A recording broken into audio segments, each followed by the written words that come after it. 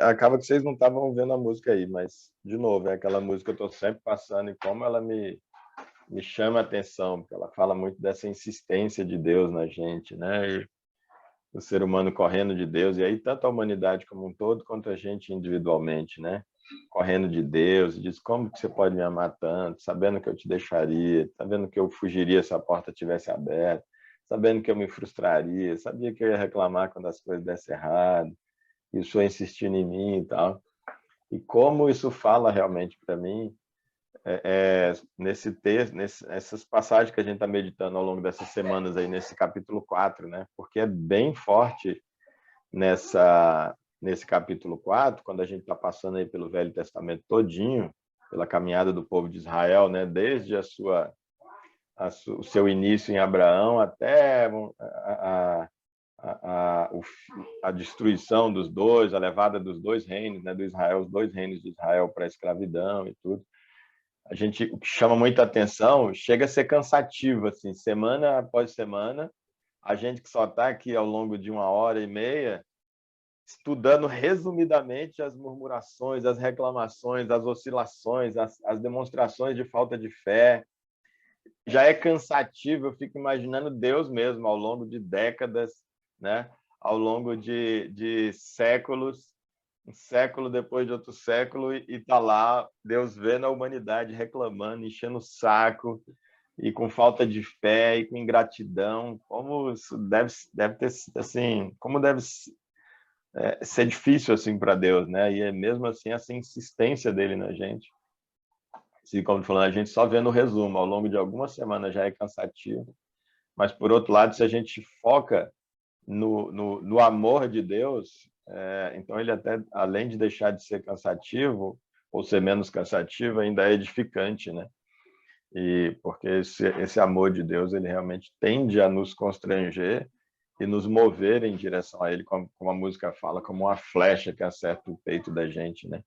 Como esse constrangimento que diz, cara, não tem jeito, tanto amor assim, eu vou ter que me entregar para esse amor. E, e aí, quando então a gente começa a se entregar dia após dia, e os olhos da gente vão se abrindo, e as coisas vão tomando um outro tom, uma outra conotação, né? Quando o olhar da gente vai se mudando. Então, sempre que vocês tiverem um tempinho, ouçam aquela música lá, orem com ela, pensando essa meditação nossa mesmo aí, a gente não precisa de entender nada dessas coisas para a gente ser salvo. Eu tenho cada vez tô mais convencido de que a gente não precisa entender a Bíblia, a gente não precisa ter lido a Bíblia toda. Eu, por exemplo, eu nunca li a Bíblia toda de carreirinha. Eu realmente acredito que eu já li ela toda, porque eu já li um monte de trechos separados. Mas pode ser que tenha um pedaço lá, por exemplo, que eu nunca li, porque se eu nunca li de carreirinha, né?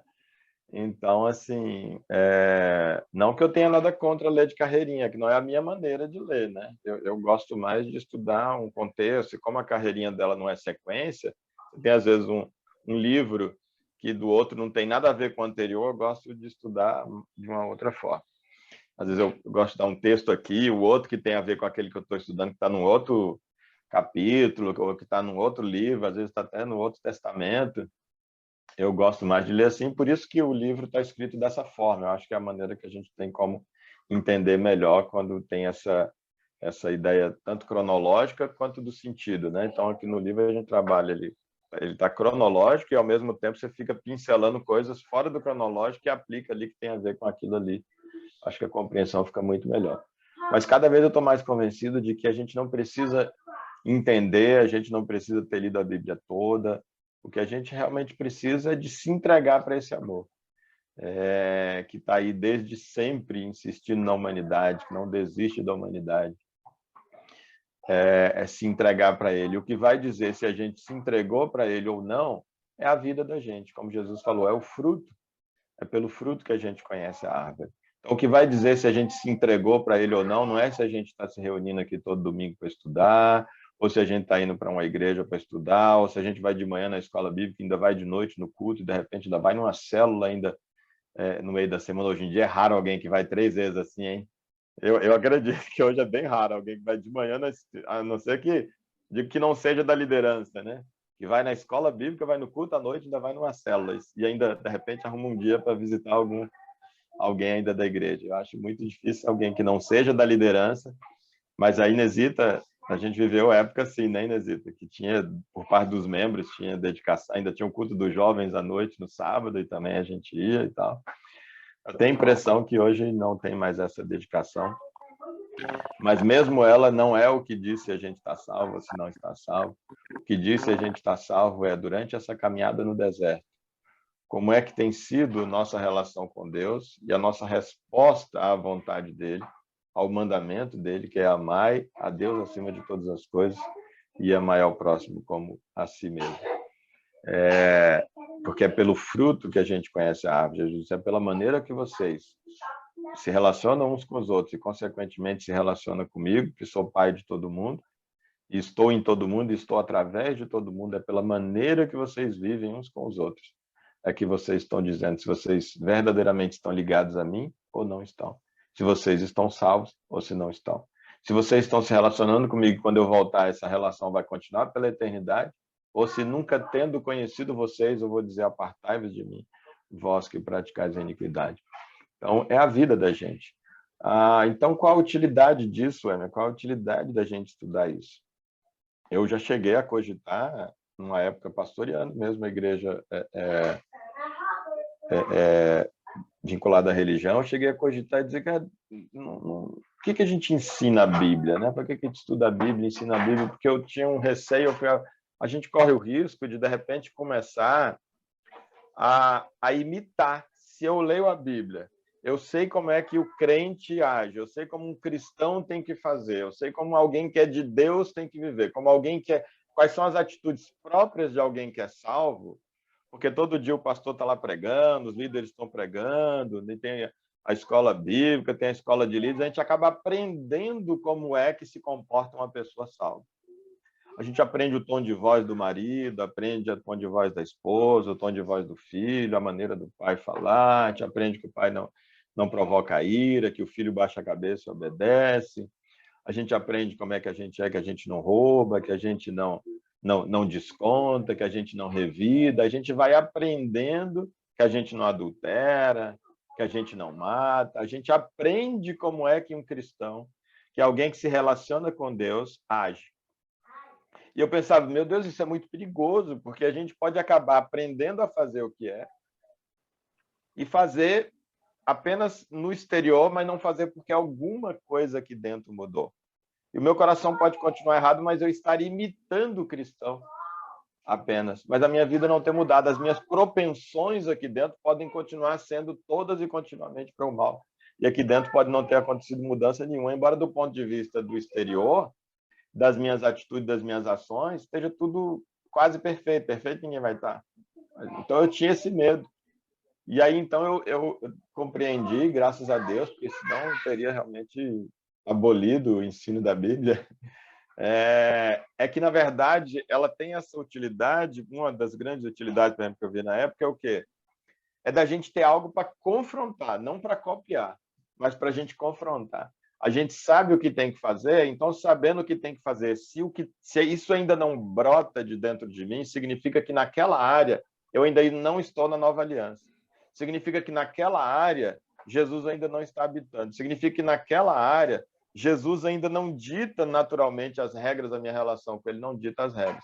E aí, sabendo o que tem que fazer, eu vou e faço pela consciência, pela lei, igual a velha aliança, como na velha aliança. É porque eu sei que não pode matar, então não vou matar.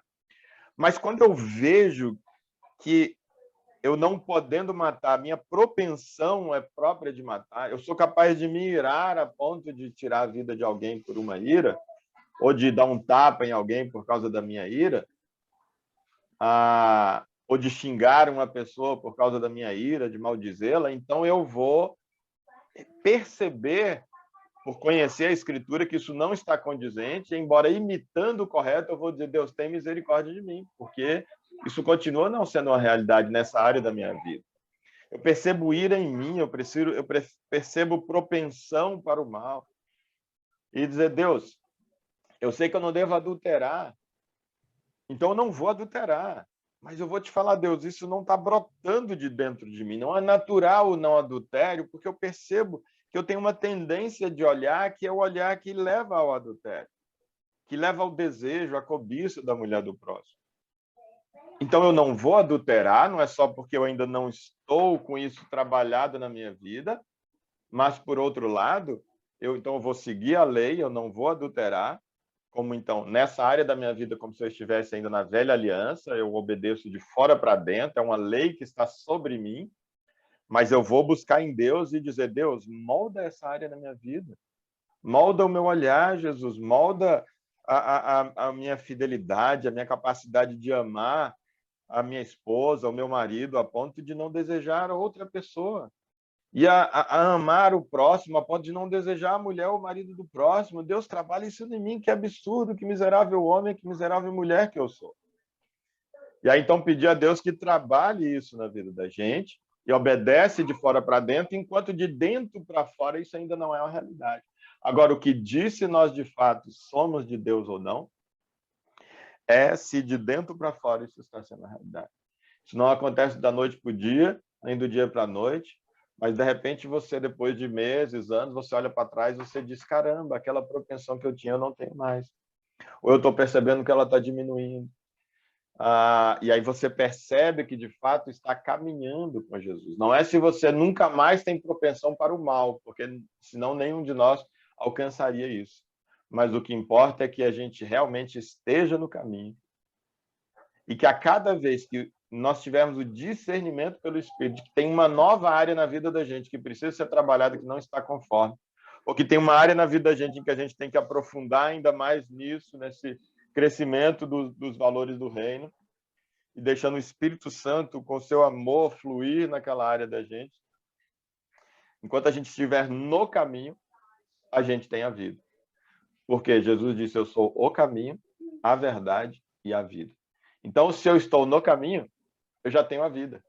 A gente às vezes pensa assim, não, eu estou no caminho, então é porque eu vou trilhar e vou chegar na vida. Mas não, o próprio Jesus, que é a vida, ele é também o caminho. Então, quem está nele, quem está no caminho, pode ter acabado de entrar, já está na vida. Essa é a grande beleza, isso é o que a graça é capaz de fazer. Você não tem, olha, se você já tiver caminhado 1/3 do caminho, você está salvo. Não, você colocou o dedinho, amigão, você pisou, você está salvo, você não pode sair. Você não pode abandonar o caminho. É como aquele ladrão na cruz, é só isso que explica. Aquele ladrão na cruz, ele acabou de pôr o pezinho e não ia dar tempo de mais nada, de exteriorizar nada, a não ser aquele puxão de orelha no outro ladrão. A única coisa que deu para ele exteriorizar de vida foi chamar a atenção e dizer, cara, a gente merece, esse cara não cala a boca. Mas ele colocou o pé e a graça é capaz de alcançar e Deus diz para ele, hoje mesmo vai estar comigo. Mas não deu tempo dele fazer absolutamente nada, mas ele pôs o pé no caminho, que não é só caminho, é a própria verdade e a vida. E isso não depende da gente entender e conhecer. E para mim o que é mais confirmador disso é justamente aquele momento quando Jesus está falando sobre, várias vezes eu falo realmente sobre isso, sobre naquele dia como vai ser o julgamento, né? E que vai ser colocado à direita quem está salvo, à esquerda quem vai para a perdição, quem está perdido e tal. E de repente aqueles lá do lado esquerdo ele vai dizer, vem, benditos do meu Pai, porque eu tive fome, vocês me deram de comer, eu tive sede, vocês me deram de beber.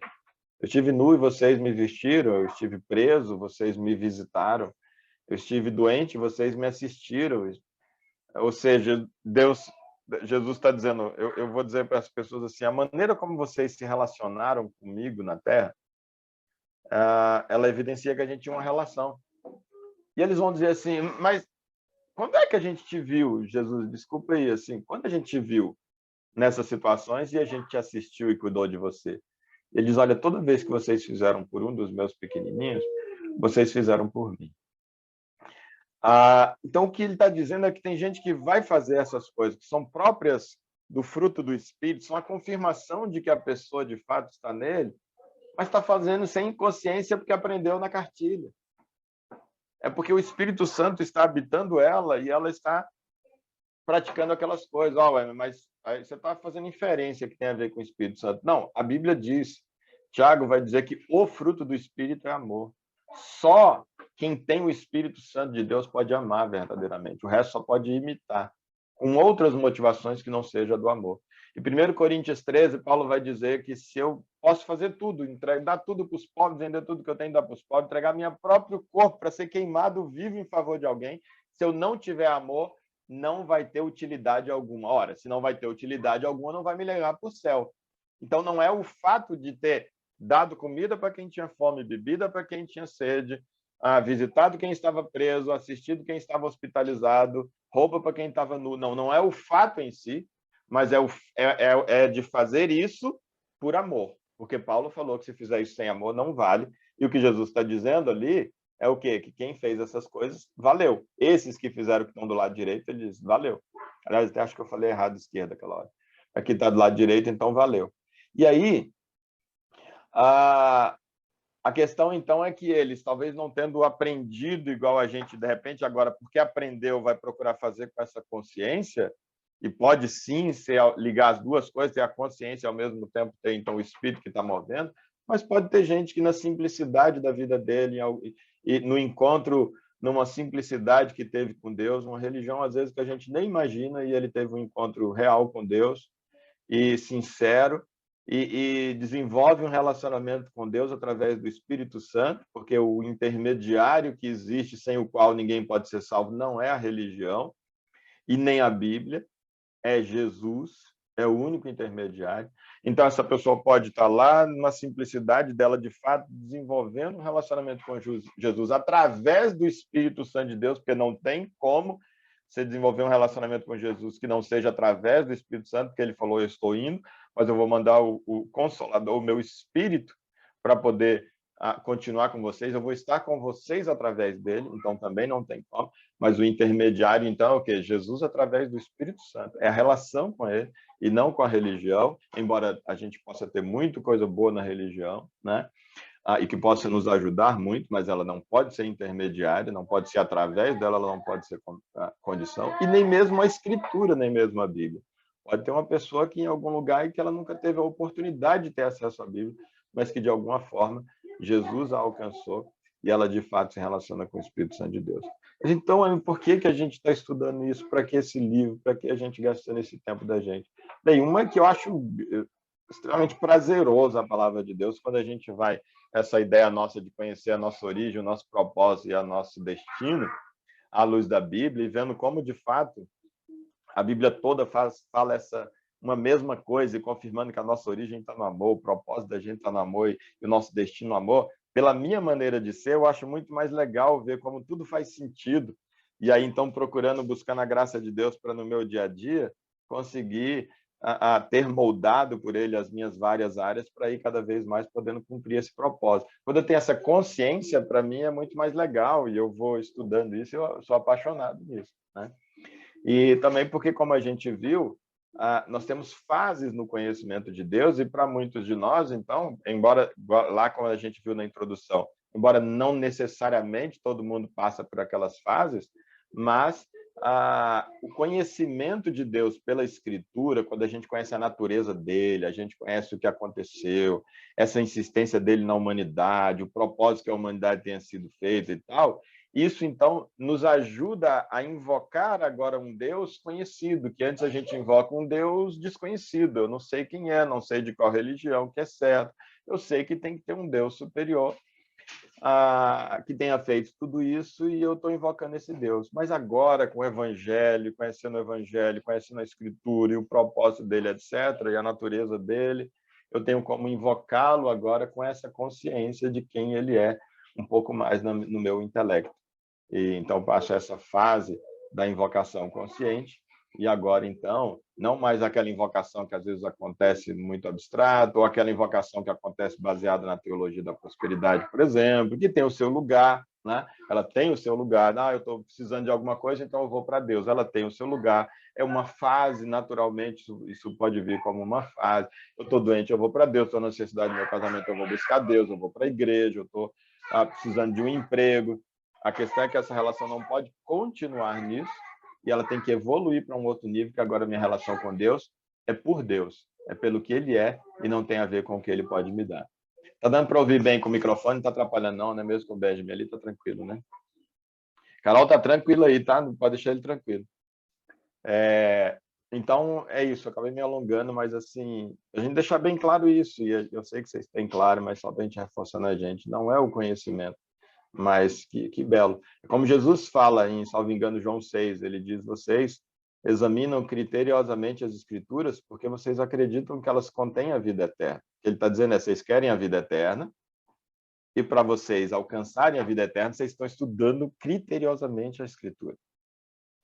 E ele fala, de fato, elas dão testemunho a meu respeito. Ou seja, ela fala, as Escrituras falam a meu respeito. E ele diz, mas vocês não querem vir até mim para terdes vida. A vida verdadeira, ela não está no conhecer a Escritura, mas ela está no vir até Jesus. A respeito de quem a Escritura fala. Mas é para uma fase de relacionamento, porque é só na fase de relacionamento com Jesus é que, de fato, a vida da gente é moldada. O nosso olhar é moldado, o nosso coração é moldado, e aí o fruto acontece, né? E aí, realmente, a confirmação de que estamos ligados à árvore acontece. Não tinha ninguém mais conhecedor da Escritura na época do que os fariseus, né? Do que as vários segmentos ali, aliás, né? Dos saduceus, os fariseus, eram extremamente zelosos, estudiosos da Bíblia, e Jesus vivia brigando com eles, chamando a atenção deles, porque não via vida neles e chamando eles de oco, de hipócritas, né? Justamente porque não tinha vida, eles tinham todo o conhecimento. Aliás, essa é um dos momentos em que ele chama a atenção lá, se não me engano, em João 6, justamente por causa disso, a insistência em estudar, mas que não quer se relacionar. Porque quando a gente parte para a relação, é onde as coisas começam realmente a mudar aqui dentro. E a gente começa os valores começam a ser hierarquizados e, consequentemente, as decisões, os alvos, os planejamentos, porque a gente muda o foco, muda a ótica, né? Muda os valores. Então, é isso. Alguém quer comentar alguma coisa, complementar, perguntar? Fica à vontade aí. Senão, a gente dá entrada no tópico.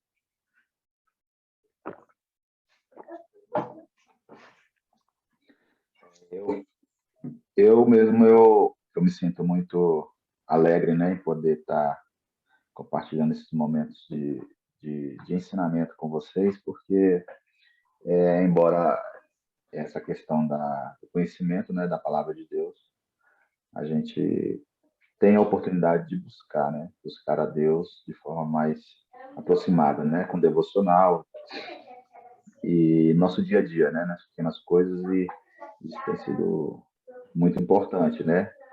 E, igual você falou, não importa o conhecimento, né? O conhecimento, ele é importante, mas o principal é a proximidade, né, que a gente tem que ter com Deus.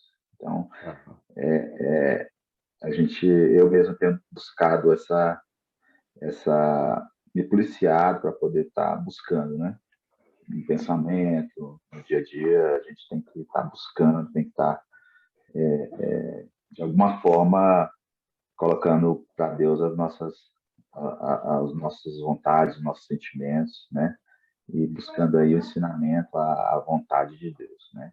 Então é muito importante e eu me sinto também muito alegre, muito feliz, muito satisfeito de estar nesse momento feliz aqui com vocês, compartilhando, né? E é muito bom mesmo. E Amém. é isso. Eu agradeço muito a Deus por esse momento. Amém, eu também. Amém, agradeço mais também. Amém, eu também. Então, vamos entrar então para a nossa meditação de hoje. Eu vou compartilhar a tela aqui, ver se agora eu acerto, né? Então, porque eu achei que tinha compartilhado e não tinha. Tá aí na tela? Agora tá, né? Tá, agora chegou aí. O visual aqui é outro, eu viajei demais, realmente. Deixa eu só fazer um pequeno ajuste aqui.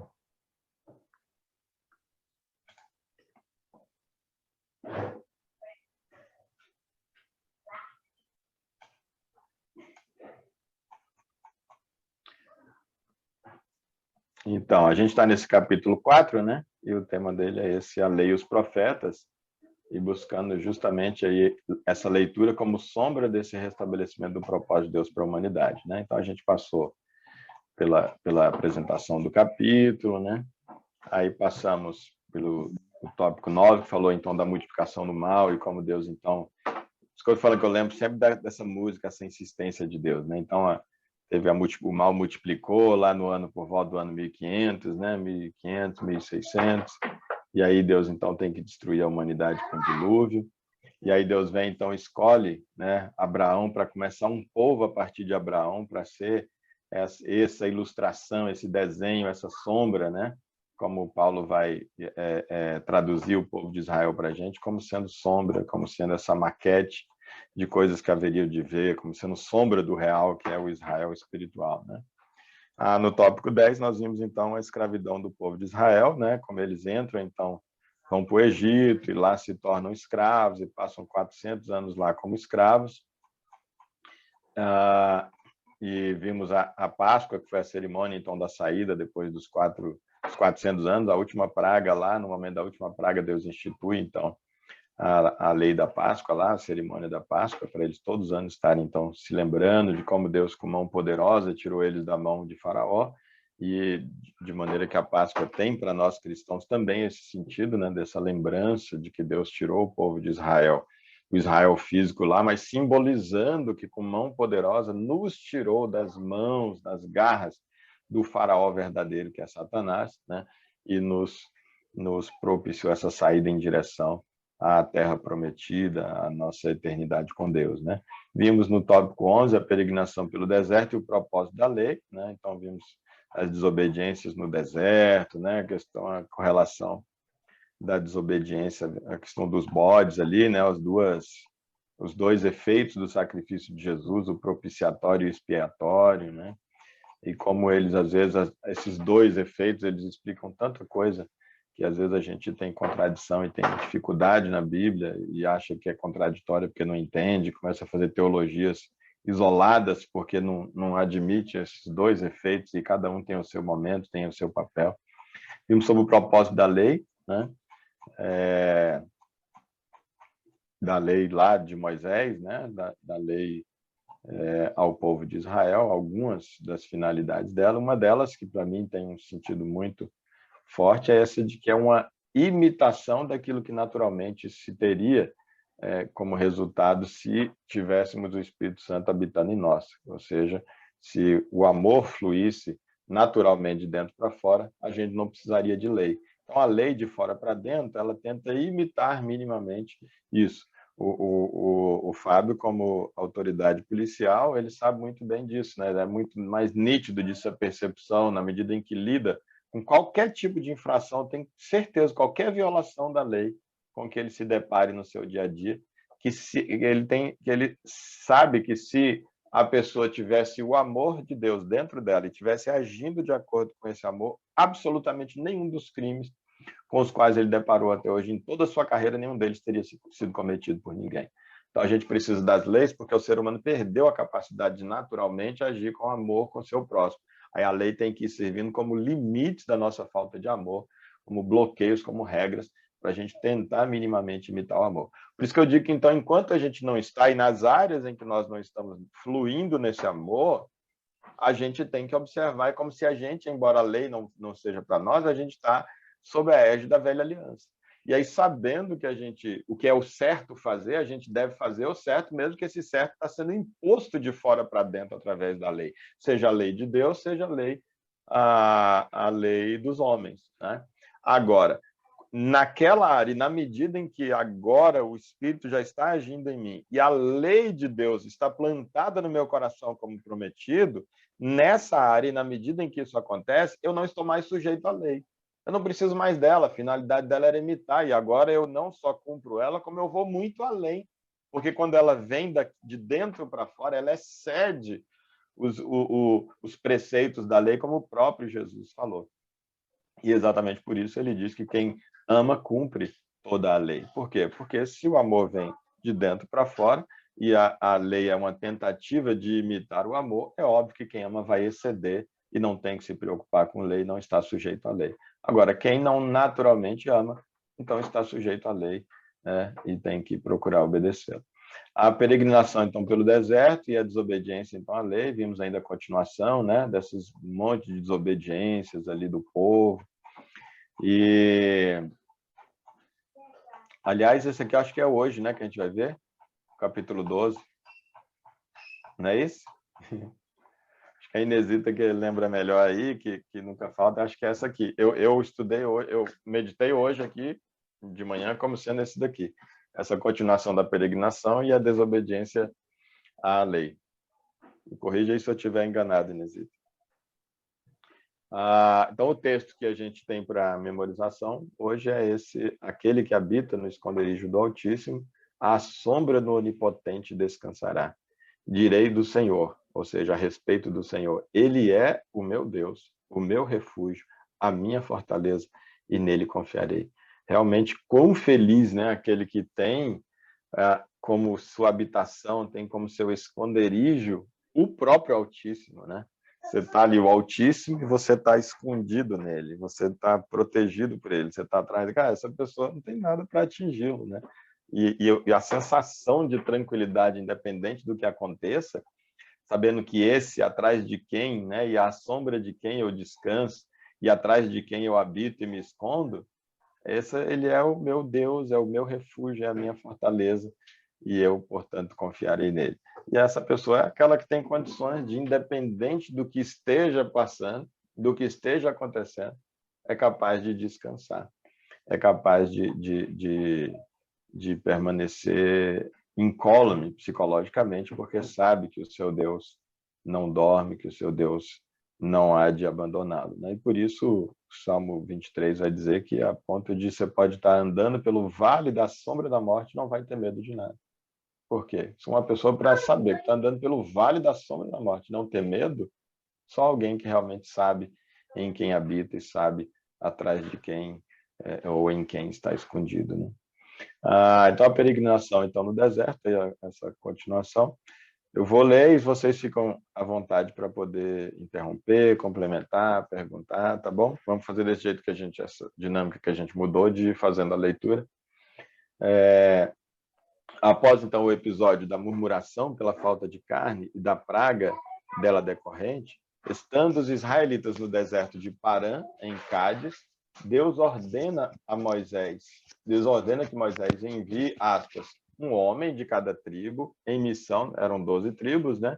Em missão de reconhecimento à terra de Canaã. Eu fiz questão de colocar entre aspas por causa do contraste que vem logo em seguida. Então, veja que o que Deus mandou foi o quê? Envia um homem de cada tribo para a missão de reconhecimento à terra de Canaã. Missão de reconhecimento à terra foi o que Deus mandou. E aqui a ênfase maior ainda que eu digo, à terra. Deus foi o que está aqui entre aspas, foi o que Deus mandou. Missão de reconhecimento à terra.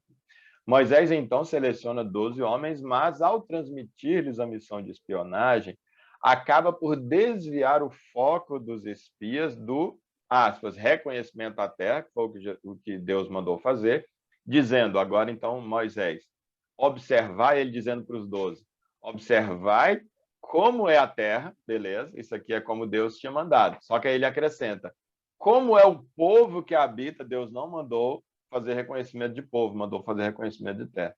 Como é o povo que habita, forte ou fraco, olha o alerta que ele já está fazendo para os 12.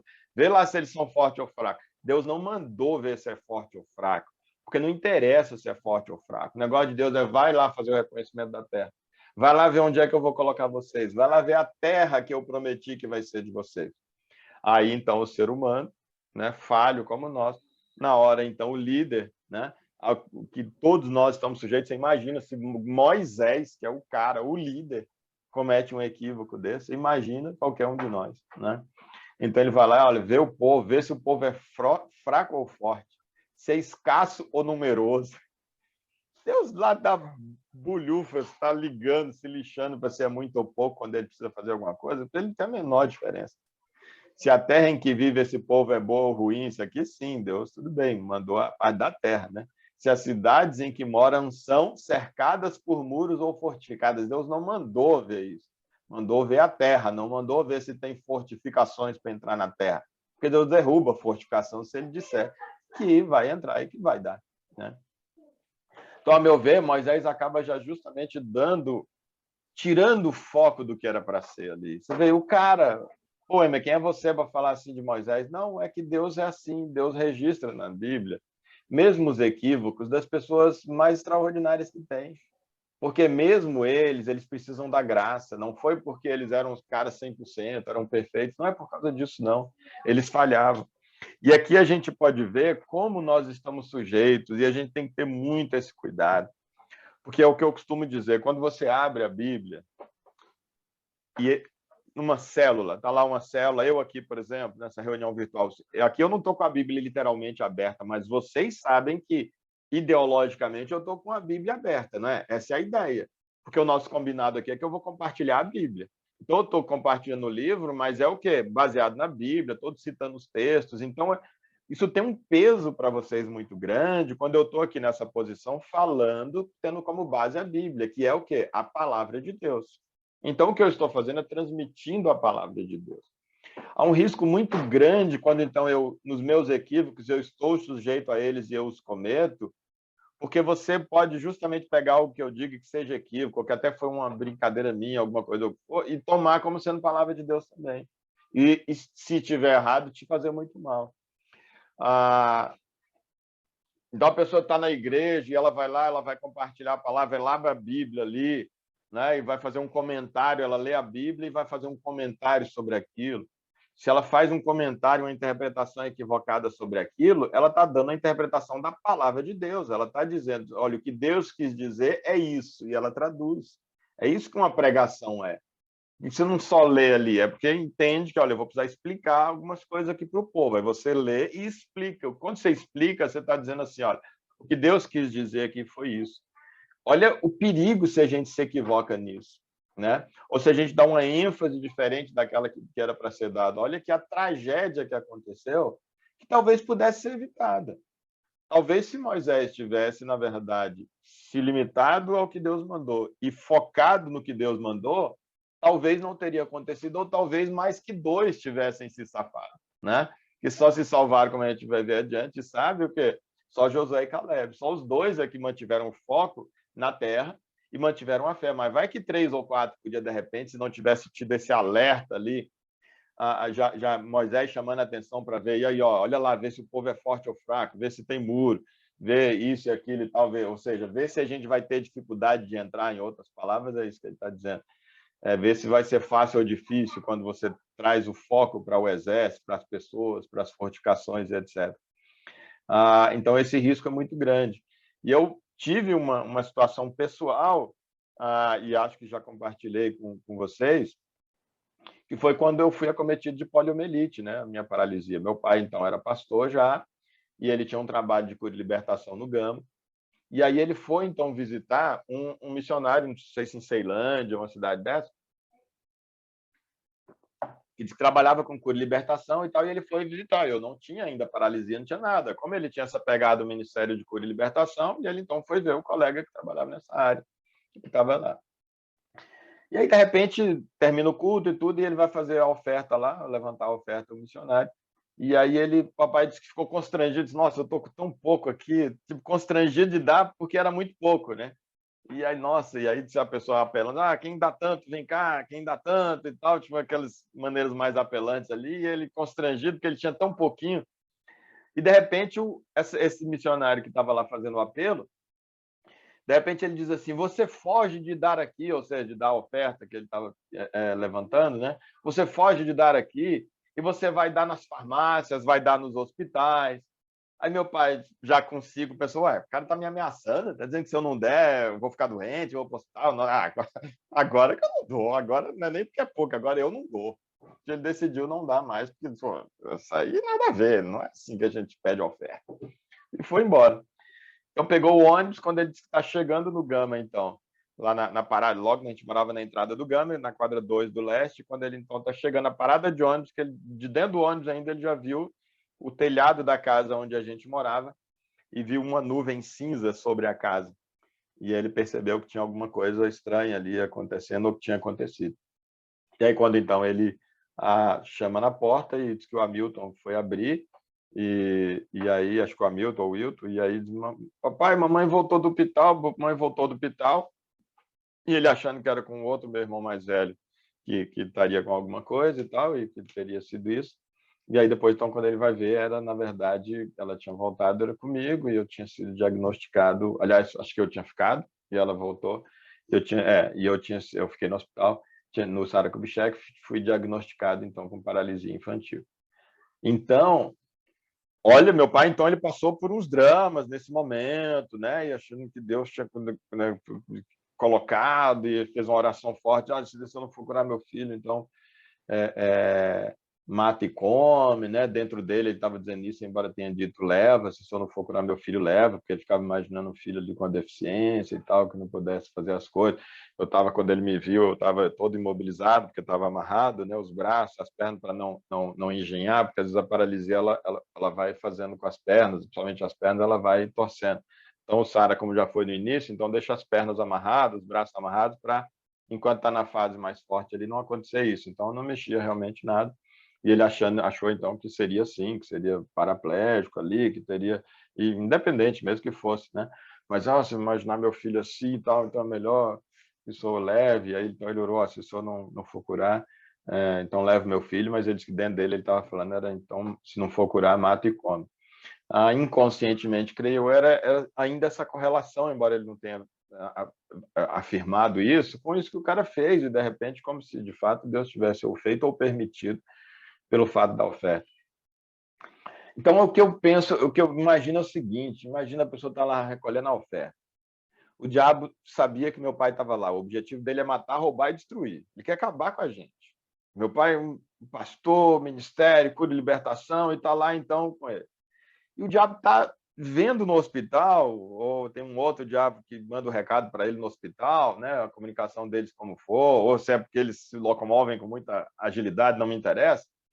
Mas fato é, eles sabem, então, eles, como a galera deles, sabe que está lá no hospital, sabe que a mamãe está lá, sabe que eu fui diagnosticado. Antes do diagnóstico, ele tem um domínio da ciência, possivelmente ele já sabia que eu tinha paralisia.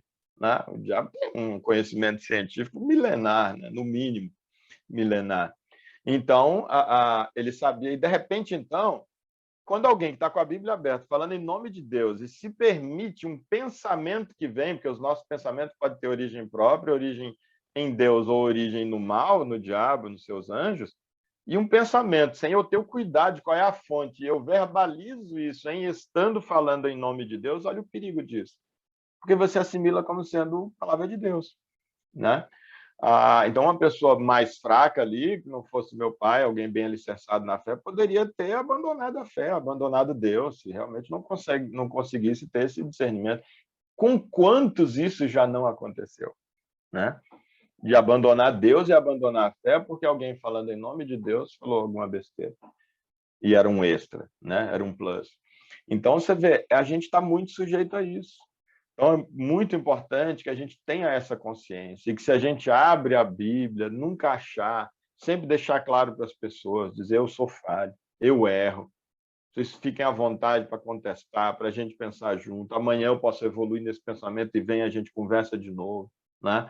Não sou dono da verdade, imagina. Ser dono da verdade equivaleria a ser dono de Jesus, porque Jesus disse: eu sou a verdade. Ser dono da verdade seria ser dono de Jesus. Seria muita pretensão, né?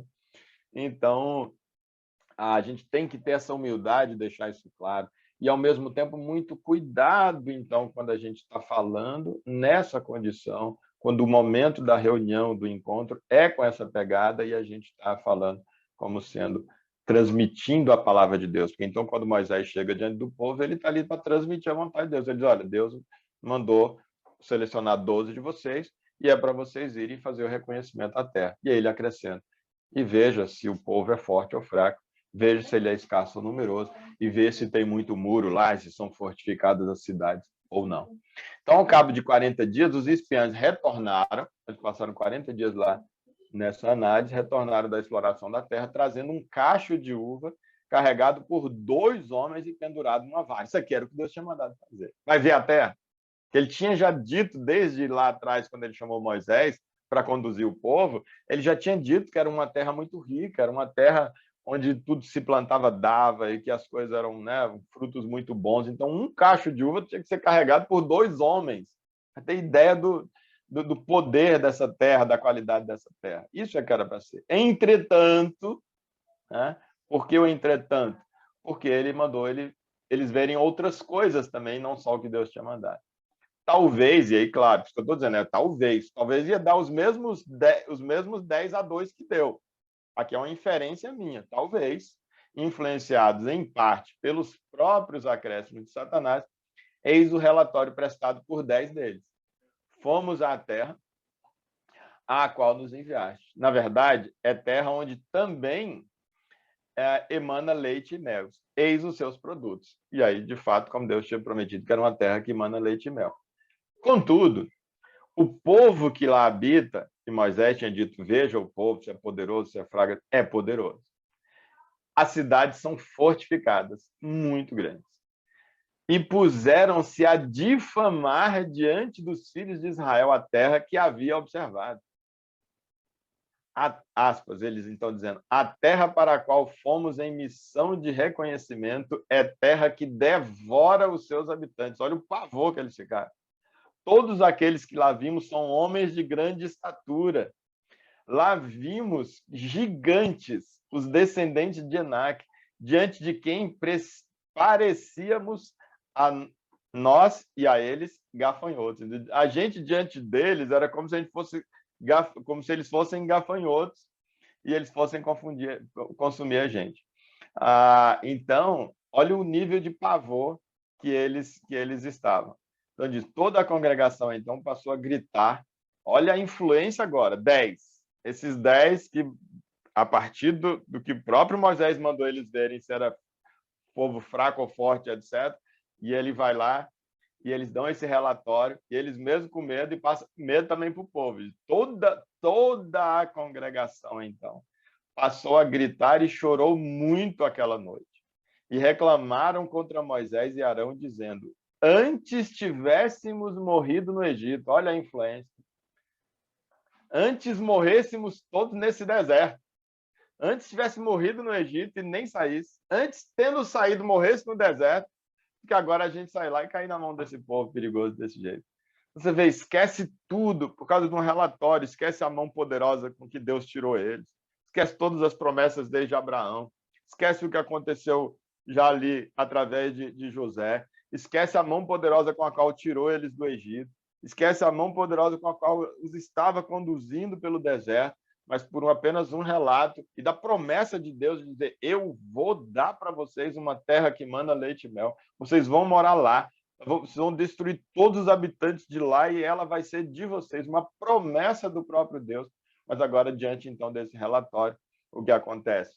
Eles então são tomados por esse pavor e murmuravam uns com os outros. Escolhamos um líder e voltemos para o Egito. Olha só, essa é a tendência nossa, né? A primeira dificuldade, a primeira decepção, como a música fala, como é que o senhor ainda me ama, sabendo que eu me frustraria, sabendo que eu fecharia a porta, sabendo que eu ia te abandonar. Essa música fala o tempo todo disso, né? Então você vê, igual lá no deserto, quando Moisés passa 40 dias lá no monte, né? 40 dias não, passou mais, eu acho, já me deu branco, mas passou bastante tempo realmente lá no monte. Acho que foi 40 dias mesmo. Mas passou 40 dias é muito tempo. Então, ele passou muito tempo lá no monte, e aí, de repente, então, quando o povo, não, está demorando demais, vamos eleger para a gente aqui um Deus, e aí fizeram o bezerro, e esse aqui foi quem tirou a gente do deserto. Escolheu, então, aquilo como líder. Agora, de novo, escolhamos um líder e voltemos para o Egito. É sempre assim. Se não, tem alguma coisa aqui com Deus que está errada, a gente está com medo, etc. A gente escolhe um líder que vai fazer com a gente aquilo que a gente está achando que deve ser feito, que a gente quer, com o nosso discernimento, com a nossa situação de donos do discernimento do bem e do mal, que é o que a humanidade começou desde lá quando comeu do fruto, né, proibido, que era a árvore do conhecimento do bem e do mal, do discernimento.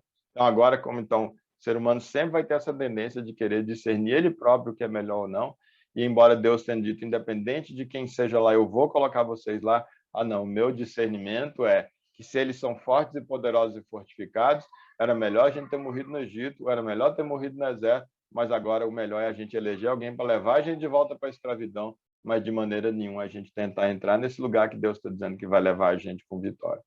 Em contraste, então, Josué e Caleb, dois dentre os espias, que eram das tribos de Efraim e Judá, respectivamente, tentaram sem êxito fazê-los focarem-se na qualidade da terra, confiando que Deus lhes entregaria nas suas mãos, como ele tinha prometido.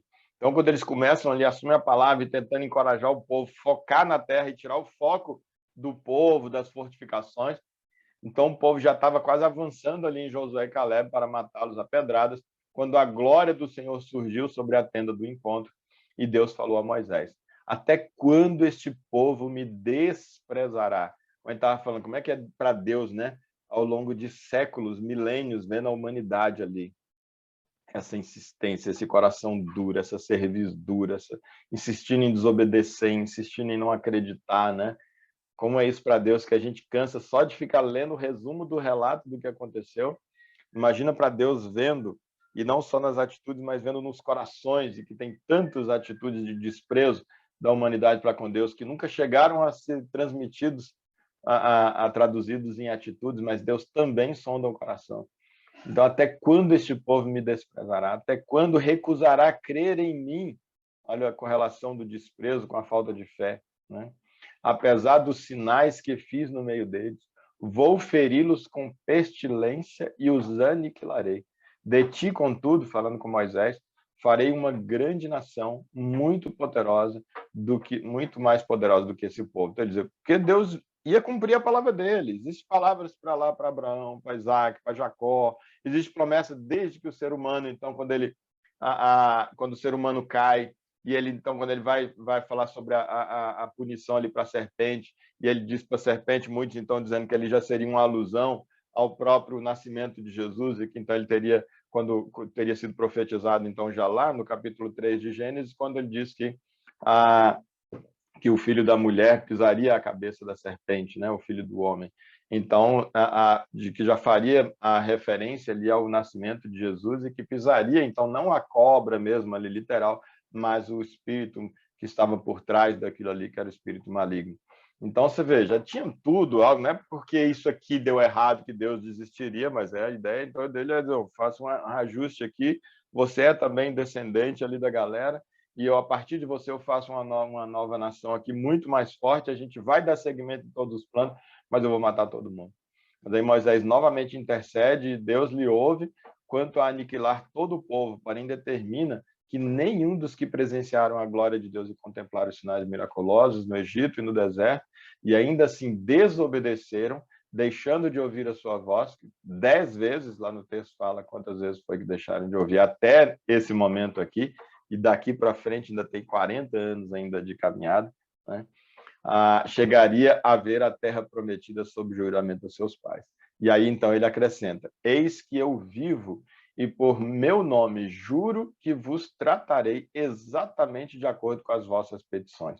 E aí, então, aqui o texto vai dizer que ele exatamente faria isso que o próprio povo falou aqui atrás, olha, antes tivéssemos morrido na terra do Egito, antes morrêssemos todos nesse deserto. Era melhor para vocês terem morrido no deserto? Então tá bom. E Deus diz, então assim como os cadáveres de vocês vão todos ser tombados nesse deserto. Todos os recenseados, ou seja, aqueles que tinham idade de 20 anos para cima, né? Que então já a murmuração já é de alguém na fase da consciência, já é um adulto e tal, e diz, vocês que tendo a idade do recenseamento, que murmuraram e que disseram isso, que era melhor ter morrido, então vocês vão morrer no deserto. Agora, os filhos de vocês, que vocês falaram que eles seriam levados como presas por esse povo forte, os filhos de vocês eu vou fazer entrar, essa próxima geração. Mas a geração de vocês, recenseados, não entra. E aí, então, observaste a terra durante 40 dias, Deus falando ainda então, com o povo, observaste a terra durante 40 dias. A cada dia corresponde 1 ano de castigo. Para cada ano que eu mandei vocês olharem a terra, e vocês vieram com esse espírito negativo, com esse pavor e essa falta de fé e me desprezando, para cada dia vai equivaler 1 ano de sofrimento nesse deserto. 40 anos sofrereis as consequências do vosso pecado e experimentareis as implicações do fato de me abandonar. Então, olha que até mesmo quando a gente vê o castigo de Deus, é a expressão que está aqui, né? Castigo. Mesmo o castigo de Deus é demonstração de amor, é evidência de amor. Então, tanto ali para o povo de Israel, para a sombra, para o Israel físico, o castigo de Deus tinha um propósito, que era esse, fazer com que eles experimentassem as implicações do fato de abandonar a Deus. Por quê? Porque em experimentando as implicações de abandonar a Deus, eles já tinham a sentença dele, mas os descendentes, os filhos deles, os descendentes dos descendentes, a partir do que fosse narrados por eles, poderiam tomar isso como lição e assim tomar atitudes diferentes da dos seus pais. Isso é amor. Mesmo o castigo de Deus é amor. Como um pai e uma mãe, quando castigam o seu filho, fazem por amor, pelo menos um pai e mãe verdadeiro, né? Então, existe o castigo puro, que a gente pode, por assim dizer, de um pai e de uma mãe, né? De, olha, você vai ficar sem o videogame, você vai ficar uma semana sem isso, sem aquilo, olha, eu não vou te dar tal coisa que você queria, né? Você não vai fazer tal viagem, porque você não passou de ano, né? Então, mesmo o castigo de um pai e de uma mãe é o quê?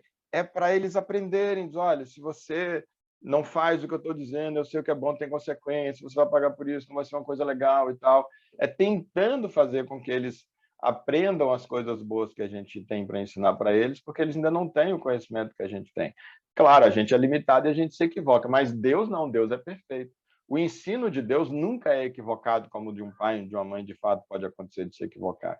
Então, é necessário que a humanidade saiba, que o povo de Israel sombra soubesse, e é necessário que nós, a humanidade como um todo, e nós, o verdadeiro Israel espiritual, tenhamos a consciência de que existem implicações terríveis quando a gente abandona Deus. Para começar, porque Deus é a fonte da vida, é a fonte, não é uma fonte. A humanidade é o sopro de Deus. Abandonar Deus é abandonar a vida. Abandonar Deus é morrer, mesmo quando se pareça estar vivendo. Não existe vida fora de Deus. Ele é a fonte da vida. Não existe vida fora de Jesus. Ele diz, eu sou a vida. Abandonou Jesus, abandonou a vida. Abandonou o caminho, que é Jesus, abandonou a vida. Abandonou a verdade, abandonou a vida. Então, o castigo, ele nos ensina que não vale a pena. Ele nos ensina as implicações. Agora, para o povo de Israel, ensina num nível muito menor as implicações, porque é um desenho, é uma maquete, porque no mundo real e verdadeiro as implicações são infinitamente maiores, porque elas são eternas. As implicações do abandono são eternas. Para o povo de Israel, as implicações são um desenho, porque eles ainda estavam abarcados pela graça de Deus, pelo efeito propiciatório do sacrifício de Jesus, como a gente viu tópicos atrás. Eles não precisavam sofrer o rigor ali de Deus por causa do pecado. Eles sofriam porque fazia parte do desenho da maquete. Porque o efeito propiciatório de Jesus permitiria, do sacrifício de Jesus, que Deus fosse bom para o povo, mesmo o povo sendo rebelde. Ai, que absurdo, Emer. Não. Toda a humanidade está sob o efeito propiciatório do sacrifício de Jesus e pode receber as suas bênçãos. Não fosse assim, não receberíamos sua chuva e seu sol. Tantas dádivas de Deus nós não receberíamos. A implicação está para muito além dessas que a gente viu ali. É a própria vida que está em jogo. E é por isso que Deus disse que morreria quem assumisse o controle da vida. Quem assumindo o controle da vida é abandonar Deus. E é por isso também o inverso, que quem de fato está salvo é quem rejeita o domínio da própria vida e se sujeita à vontade de Deus, que é o amor. As duas coisas são justamente diametralmente opostas, são movimentos inversos. O movimento de abandonar Deus é, eu não vou mais estar sujeito à vontade dele, eu vou mesmo discernir o bem e o mal. E o movimento inverso agora, eu vou abrir mão dessa minha posição de discernidor do bem e do mal que eu herdei de Adão, eu vou abrir mão disso e eu quero viver de acordo com o discernimento de Deus, que foi aquilo que Adão e Eva abandonaram. Isso é o que, então, diz se a gente está em Deus ou não está em Deus. E aí o fruto As minhas atitudes, então, sendo como resultado disso, é que vai dizer se eu estou ligado ou não à árvore.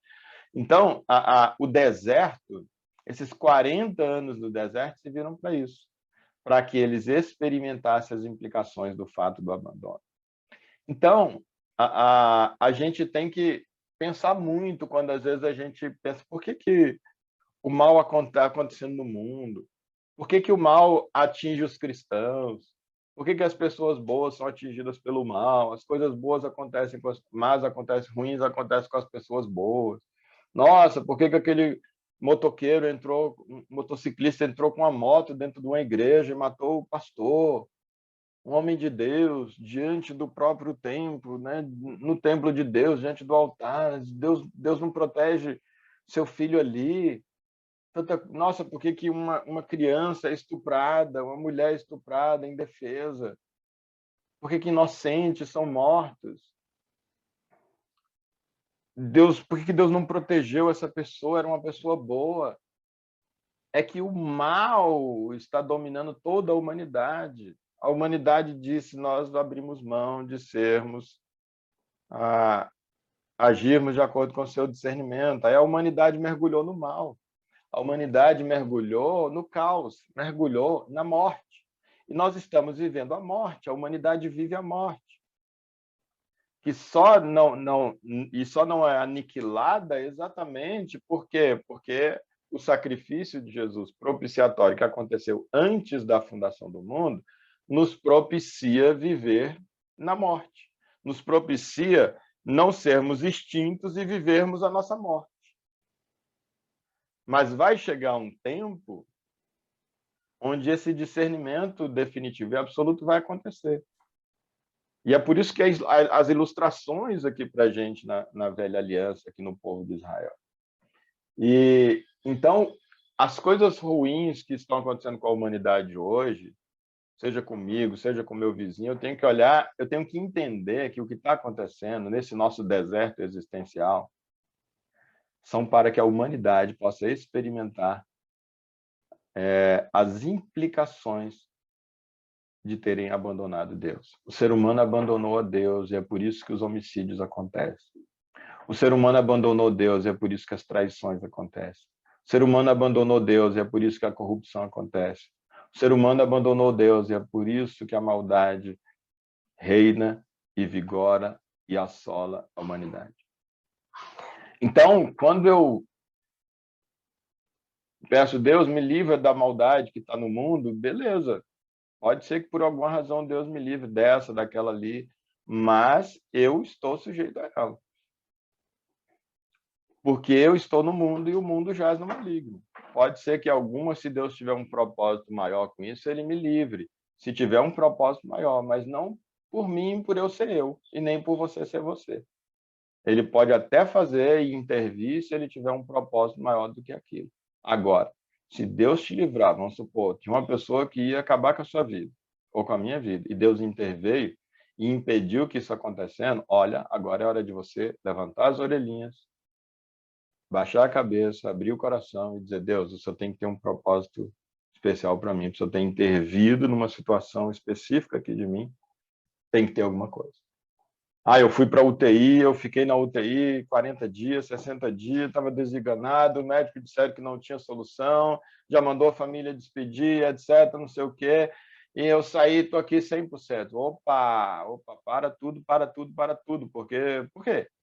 Sabe quantas milhões de pessoas existem no mundo? Sabe quantas morreram com essa mesma doença, com esse mesmo acidente, a mesma coisa que você teve? Sabe quantas morreram?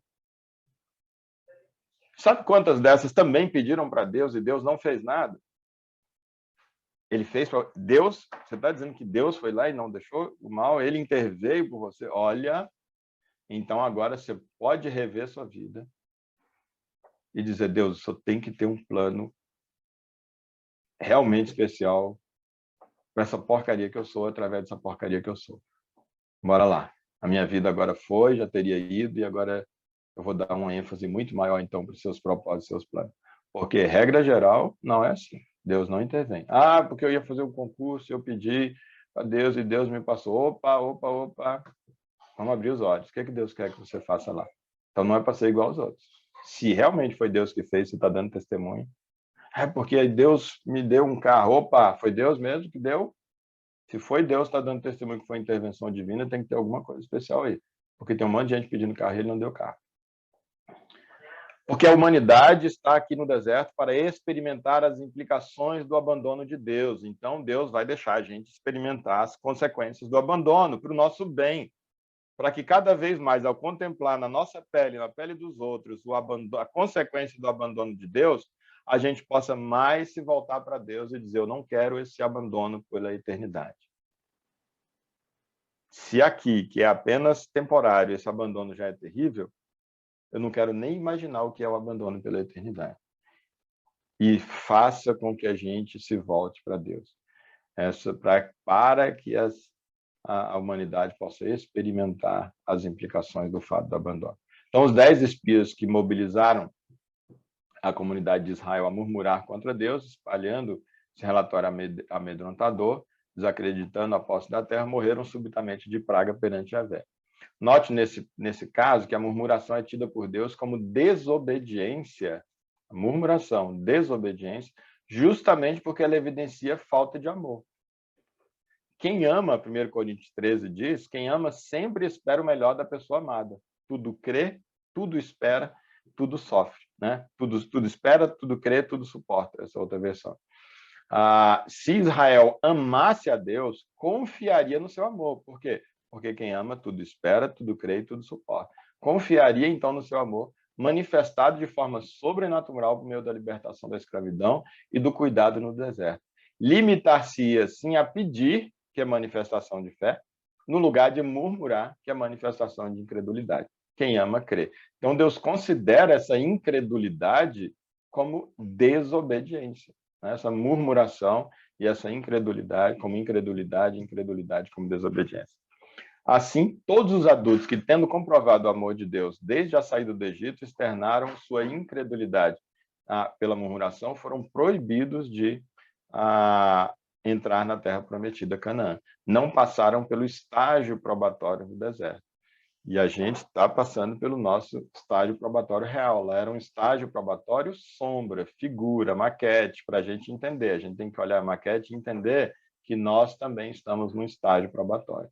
O período da nossa existência física hoje, principalmente depois que nos consideramos reinseridos no reino do amor, o que será adiante abordado, equivale à peregrinação do povo de Israel pelo deserto. O deserto é o lugar em que o amor, esse nosso deserto, né, como presença de Deus em nós, confirmada pela obediência, é disponibilizado e provado.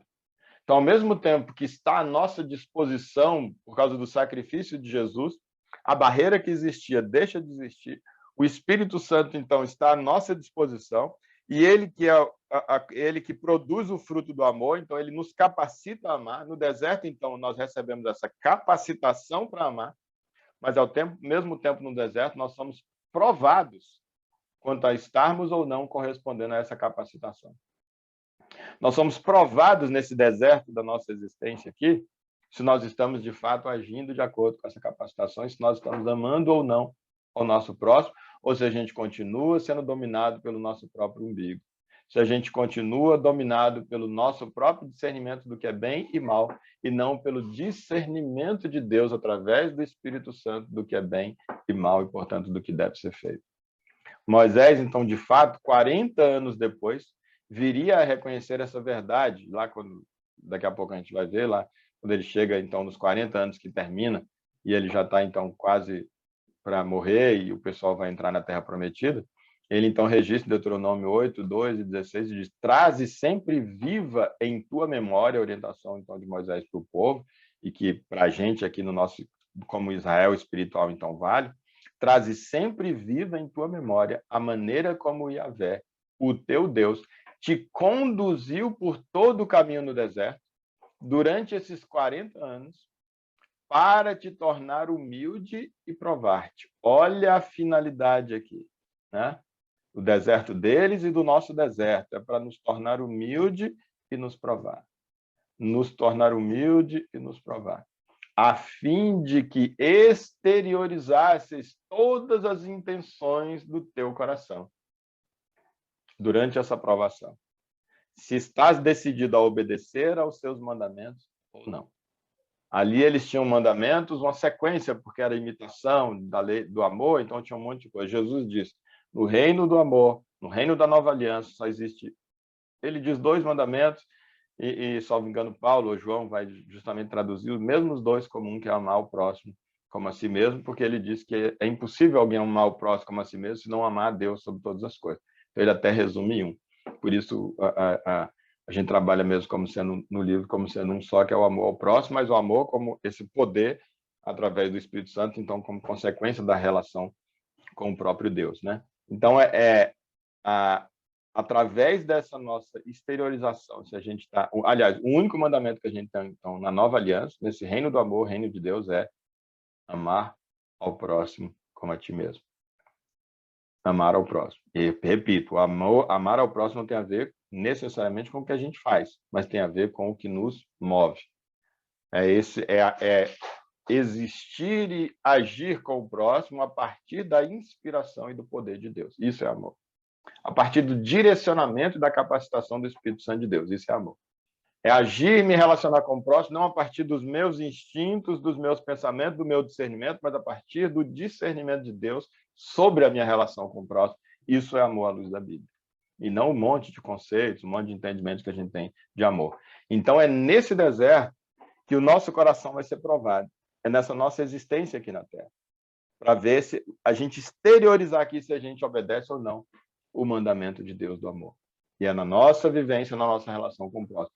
Por isso, olha como a Bíblia é uma só e fala sempre a mesma coisa. É por isso que a gente vai ver, então, Jesus, como a gente mencionou lá no início, dizendo, porque eu tive fome, você me deu de comer. O único mandamento que tem é o do amor. Eu tive sede, você me deu de beber. O único mandamento que tem é o do amor. Eu estive doente, vocês me assistiram, etc. O risco que tem é que, como a gente já falou, tem alguns segmentos religiosos que, baseados na Bíblia, vão partir para esse caminho, é de, às vezes, então, inverter e achar que as obras vão salvar. Até na época ainda da igreja primitiva existia já essa discussão se é salvo pelas obras ou é pela fé e pela graça, né? E aí, então, Tiago vai justamente trabalhar, você diz que é salvo pela fé e que não precisa de obras, pois então me mostra a sua fé sem obras. É impossível, ele diz. Você não pode dizer que tem fé em Deus, que você se relaciona com Deus e a sua vida não refletir isso no seu relacionamento com o próximo.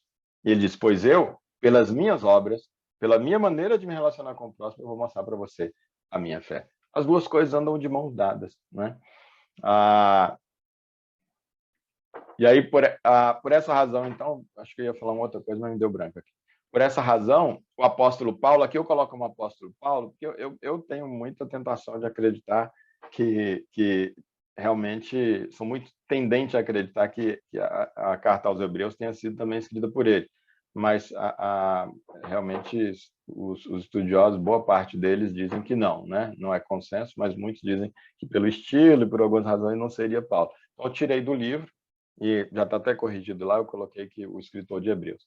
Então, por essa razão, o escritor da carta aos Hebreus, justamente comparando o deserto com a nossa caminhada espiritual rumo à Terra Prometida, a Canaã Celestial, ele nos alerta a ser a murmuração como exteriorização da incredulidade do nosso coração. Murmuração é isso, é a exteriorização da incredulidade. Ser, então, ela o único elemento capaz de nos impedir de sermos reinseridos ou inseridos no descanso eterno a nós prometido. Eu digo reinseridos porque, em algum momento, em Adão, né, nós já estivemos nesse lugar da eternidade com Deus, a humanidade caiu, nós não experimentamos na própria pele isso, mas, de alguma forma, ela pode ser considerada também uma reinserção, e, por isso, esse lugar para onde a gente está indo pode ser considerado, na verdade, um lugar para onde nós estejamos retornando esse lugar da presença com Deus, do relacionamento com Deus, né? Só mais alguns, a gente vai parar bem aqui, ó. Ou só mais alguns, esses 3 parágrafos aqui bem rapidinho, só de relatos mesmo. Então, passados, a gente vê essa coisa de como essa insistência na incredulidade, na desobediência, essa dureza de coração do ser humano. Passadas as lamentações pela sentença divina de que aquela geração não tomaria posse na Terra Prometida, o povo, contra a proibição de Moisés e de Deus, disse, vamos subir para lutar conforme nos ordenou o Senhor nosso Deus. Mas agora que Deus disse que não é para ir nós, aí eles agora, em nome de Deus, pegando uma palavra de Deus lá de trás, que agora não se aplica mais para eles usam o nome de Deus e vamos subir para lutar em nome de Deus. Aqueles que agora Deus já tinha dito, não é para ir que eu não vou com vocês. O perigo que a gente tem de fazer isso, pegar um texto na Bíblia e dizer, não, aqui, ó, Deus disse para fazer, peraí, mas falou isso para você? É para agora? E se a gente pega um texto no Velho Testamento lá, não, aqui, não, porque Deus disse que isso, que aquilo. Não, peraí, isso foi para você? Segundo, está valendo ainda? Não era mais o caso. E a gente tem essa tendência, às vezes querer em nome de Deus, porque pega um versículo, pega um negócio, pega uma promessa de Deus para a gente numa outra fase na vida da gente, que não está mais em vigor, talvez porque a gente já quebrou aquilo que era uma condição, e a gente está lá agora supostamente em nome de Deus. E assim foram derrotados pelos amorreus que habitavam aquela região montanhosa. E aí os textos de onde eu tiro, né? Aqui, após o episódio dos espias, Corá, Datã, Abirão e On, juntamente com 250 líderes, insurgiram-se contra a autoridade de Moisés. Os 4 primeiros, com as suas famílias e pertences, foram tragados pela terra, a terra abriu e puxou eles, e os 250 foram consumidos pelo fogo. Número 16 tem esse relato. No dia seguinte, você vê, olha, tudo aqui, ó, após o episódio, né? Primeiro assim, eles foram lá para as lamentações, passada a lamentação, eles foram lá desobedeceram. Aí, após esse episódio lá dos espias também, aí vem aqui essa insurgência aqui, Deus vem. No dia seguinte, ó, todo o povo de Israel começou a reclamar contra Moisés e Arão, murmurando, você vê, reclamar, murmurando, você vê como a humanidade é em relação a Deus, é o que está desenhado aqui, é assim que somos eu e você, é assim que a humanidade é em relação a Deus, e Deus nos suporta, e Deus continua nos amando, continua insistindo na gente, pagando preço por a gente, não desiste da gente. Fizeste perecer o povo, aqui o povo falando contra Moisés e Arão, né? Fizeste perecer o povo do Senhor, aí já põe a culpa nele, né? Não põe a culpa no Moisés.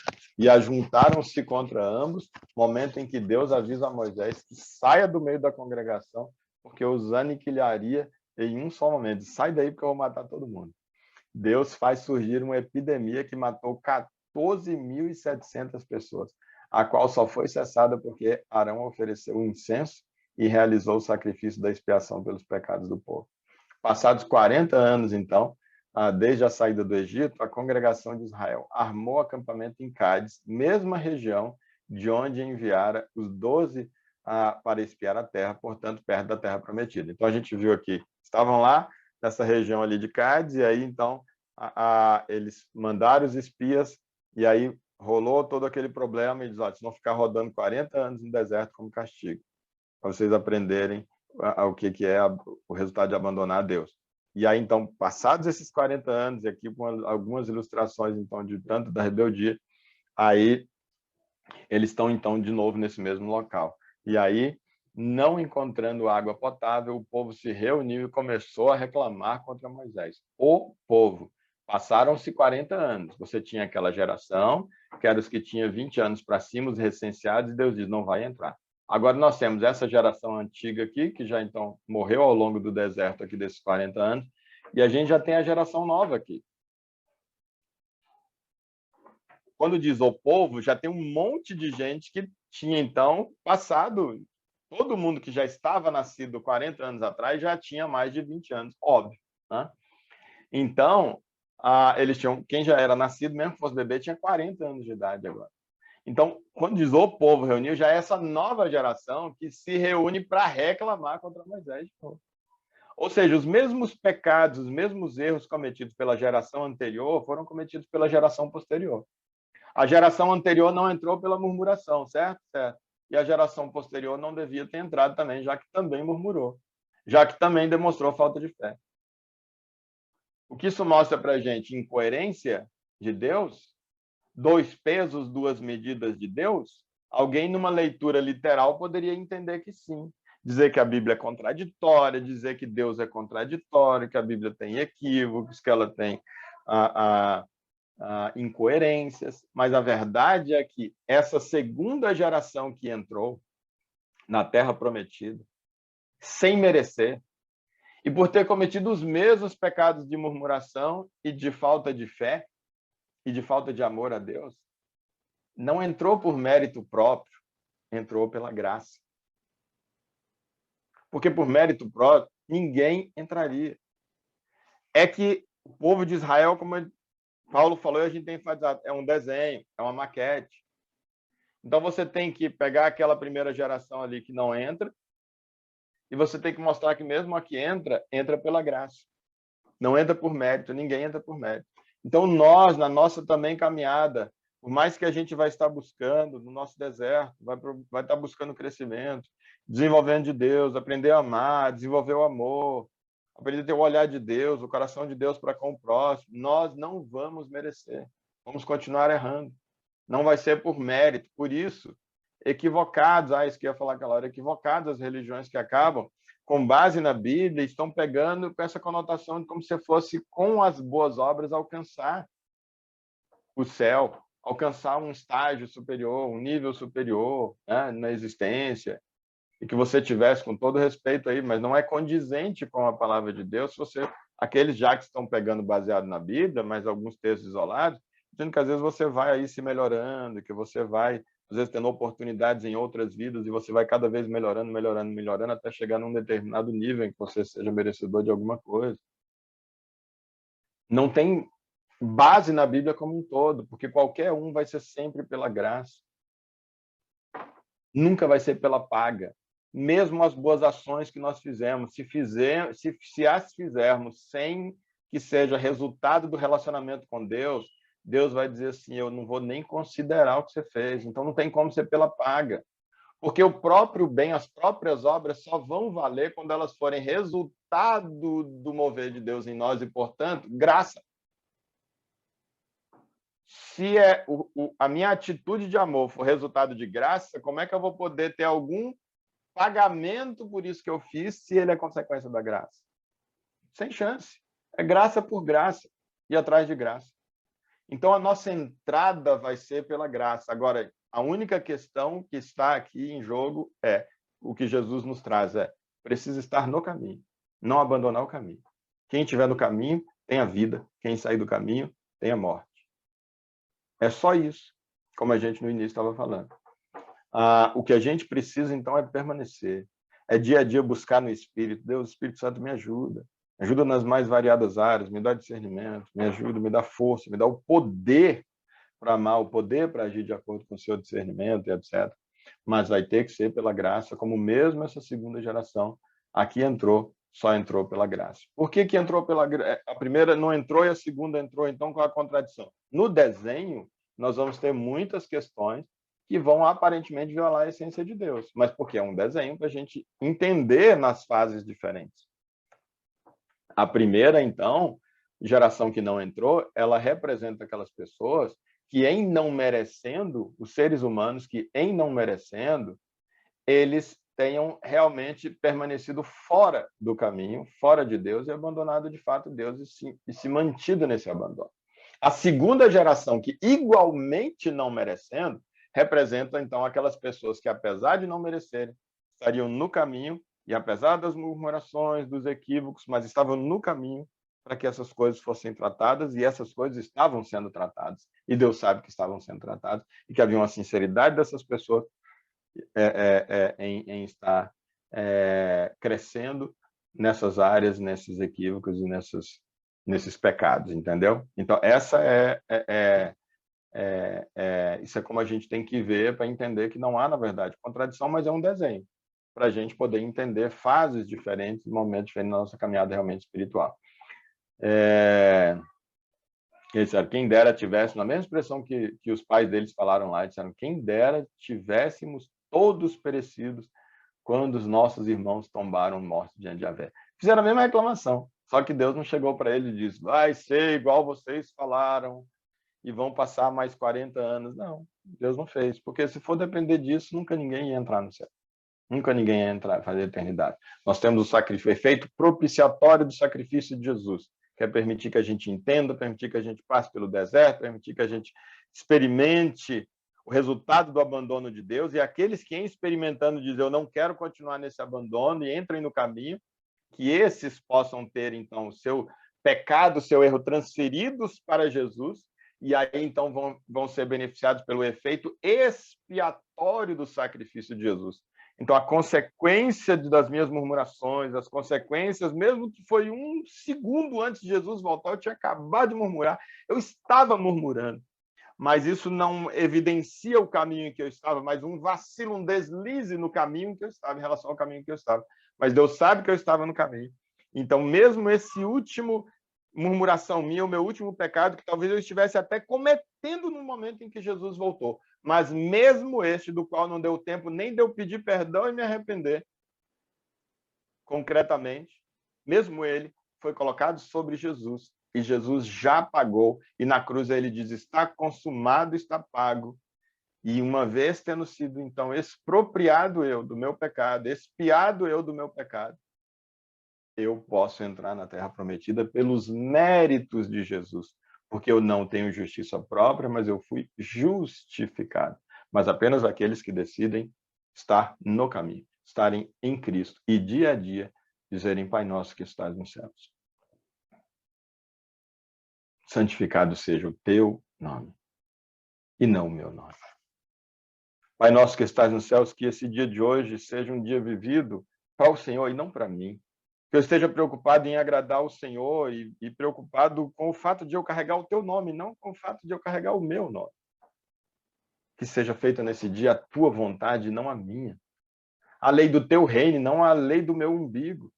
A lei do teu reino que é do amor. Pai nosso que estás nos céus. Que as pessoas com as quais eu vou me relacionar hoje, a começar do meu próximo, mais próximo, até o próximo mais distante com o qual me relacionar e me encontrar. Que o Senhor possa me dar a capacidade de amar. Que o pão nosso de cada dia, o Senhor possa me dar hoje. Enquanto essa capacitação para poder amar o meu próximo, discernimento e capacitação, o pão do discernimento e capacitação para o amor ao próximo, me dá hoje, porque eu sei que em mim não há essa virtude por mim mesmo. Eu não sou capaz de fazer isso. O pão nosso de cada dia nos dai hoje, perdoa os nossos pecados como nós temos perdoado a quem nos tem ofendido. Do mesmo jeito que eu não tenho cobrado as dívidas das pessoas contra mim, não cobre as que o Senhor tem contra mim. Deixa elas lá quietinhas, Jesus. Não as revogue, não revogue o perdão que o Senhor me deu. Porque eu também estou perdoando as pessoas que estão me ofendendo em níveis infinitamente menores do que as ofensas que eu tenho contra o Senhor. Assim como temos perdoado a quem nos tem ofendido. Não nos deixes cair em tentação. Nesse dia de hoje, eu estou no caminho, Jesus. Eu estou longe de ser perfeito. Eu estou muito longe de ser aquilo que era para ser. Mas eu decidi estar no caminho, eu estou no caminho. Me ajuda hoje a não cair em tentação. Me ajuda hoje, adiante da minha própria vontade e a consciência do que o Senhor quer que eu faça. Me ajude hoje, diante do meu egoísmo e do amor que também já habita em mim, que eu possa fazer morrer e crucificar o meu ego e deixar que o amor fale mais alto através das minhas atitudes. Não nos deixe cair em tentação nesse dia de hoje. Não nos deixe abandonar o caminho só porque a tentação é muito forte, só porque o caminho é estreito.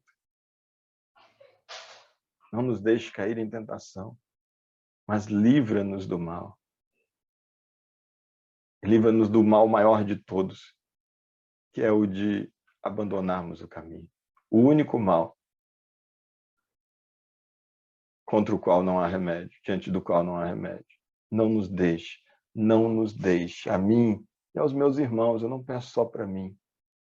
Para os meus irmãos em quem eu estou pensando durante a oração. Não os deixe abandonar o caminho. Livra-nos do pior mal de todos, que é abandonar o Senhor e abandonar o caminho que nos está levando de volta ao Senhor. Então, é só essa a diferença. É a gente, com sinceridade, dia a dia, estar buscando isso, estar no caminho, com todas as nossas falhas, com todas as nossas incoerências, com todas as nossas fragilidades, com todas as nossas dualidades. Mas é simplesmente a gente não sair do caminho, a gente não abandonar o caminho. Essa que é a grande diferença e a única diferença que vai fazer entre os que entram e os que não entram. Não é o nível de perfeição, não é a quantidade de boas ações, porque acredite, tem muita gente que não vai entrar, que vai ter muito mais boa ação do que eu, que realmente creio que pela fé e bondade de Deus vou entrar, por isso só que eu estou dizendo que vou entrar, baseado exclusivamente nisso. Então, usando eu como exemplo, tem um monte de gente que tem ações exteriorizadas muito, que as credenciaria muito mais do que eu para entrar, se a credencial para entrar fosse obra. Mas que eu creio que o pouquíssimo que eu talvez tenha feito, o pouco que eu tenha feito, o pouco que eu tenha vivido e que eu ainda vou viver, seja resultado e evidência de alguém que está no caminho, e só por isso. Portanto, absolutamente graça de Deus. E muitos desses que estarão fazendo muito mais que eu, é porque são pessoas mesmo superiores naturalmente, ou porque têm motivações outras, mas que não tenha sido essa de ser alguém que está no caminho. Ou por ter abandonado o caminho, porque como um dos profetas, Deus vai dizer para a humanidade, povo de Israel, e portanto dizendo a gente, vai dizer, isso é uma pessoa passou a vida de justiça, mas no final da vida, abandonar o caminho de justiça, eu não vou me lembrar de nenhum dos seus atos de justiça. O que importa é como as coisas terminam e não como elas começam. O que importa é se quando a minha vida terminar, se eu estou no caminho ou não estou no caminho. Porque se eu morrer no caminho, terei morrido na verdade e terei morrido na vida. Portanto, teria vida. Se eu morrer fora do caminho, eu vou morrer na morte. Eu vou morrer nas trevas. Eu vou morrer na escuridão. E não terá mais remédio para mim. Então, eu convido vocês para a gente, nessa consciência, a gente tomar a Santa Ceia. E aí, sem muita delonga a respeito do significado, porque a gente tem meditado nisso, tem conversado bastante sobre isso, que a ideia mesmo é essa, de a gente tentar pegar essa essência do fazer isso todas as vezes que vos reunis em memória de mim. Mas que esse fazer isso vocês também, essa ideia, a gente pegar como a ideia do que Jesus falou, quem quiser vir após mim, negue-se a si mesmo, tome a sua cruz e siga-me. O que Jesus está dizendo é, eu vim, eu entreguei a minha carne, representada por esse pão, para poder salvar vocês. Eu derramei o meu sangue todo, representado por esse vinho, por esse cálice, para poder salvar vocês. Eu me renunciei por inteiro por vocês, na cruz. E ele diz, quem quiser vir após mim, quem quiser estar no caminho comigo, e não quiser sair do caminho, toma esse primeiro passo a cada dia. Cada dia dá o primeiro passo, que é o passo da renúncia. É o passo do tomar a cruz e segui-lo. Em direção aonde? Em direção ao Calvário, que é o lugar onde ele seria crucificado. Nosso dia a dia, se a gente quer continuar no caminho com Jesus, é o dia a dia de quem toma a cruz, de quem pega o próprio ego, os próprios achismos, as próprias preferências, as próprias intuições, as próprias tudo que representa a gente. E a gente coloca tudo na cruz. E renuncia, de maneira que apenas permaneça aquilo que coincidir com a vontade de Deus, que agora é quem governa sobre a nossa vida. Isso é estar no caminho. Isso é seguir a Jesus nesse caminho. Então, com essa consciência, que a gente possa comer do pão e tomar o cálice, como quem diz, Senhor, pela tua graça eu estou no caminho. E eu quero dia a dia que o Senhor me permita permanecer no caminho, tomando a minha cruz, na qual eu mato o meu ego e te seguindo, para fazer a tua vontade, cumprir a tua lei, a lei do amor, no nome de Jesus. Eu vou colocar aquela música agora, então. Depois leiam aí só esses dois, só até aqui, ó. Não vou terminar de ler, não.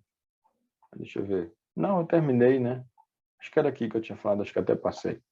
Eu vou, então, projetar aquela música e a gente toma a Santa Ceia lembrando desse sacrifício de Jesus, nessa insistência, e lembrando que a gente também, então, que a gente movido por esse mesmo amor de Jesus, por essa inspiração de Jesus, que diz: toma a cruz de vocês também e me sigam, e que a gente possa então também, ao tomar a Santa Ceia, estar consciente de que essa mesma insistência de Deus para com a gente vai ter que produzir em nós, em direção ao próximo, também uma insistência de pessoas que não querem, não merecem, principalmente, o nosso amor. E mesmo assim a gente vai amá-las.